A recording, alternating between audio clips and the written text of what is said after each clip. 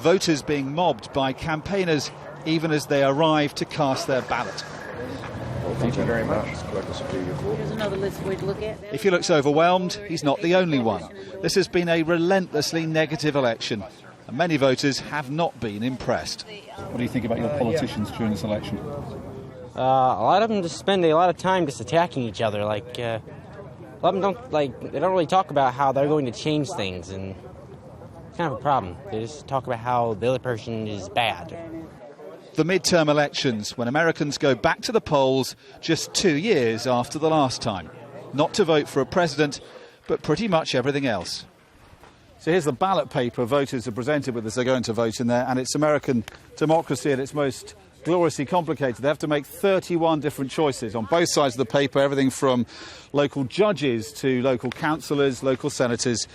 But it's this one here that's drawing the most attention, of course. Kay Hagan, the Democratic senator, trying to see off a challenge from Tom Tillis, the Republican. If he and others like him can take 6 additional seats, then their party, the Republicans, will have taken the Senate in Washington. As voters go to the polls across the country, the question remains, will these midterms make much of a difference, even if the Republicans take the Senate?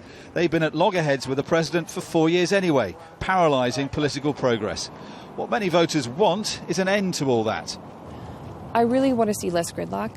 The shutdown kind of showed us that there's no bipartisanship anymore.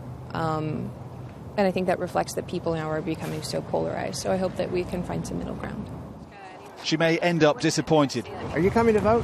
Yes. The US government comes out of this even more divided between the Democratic president in the White House and Republicans controlling Congress.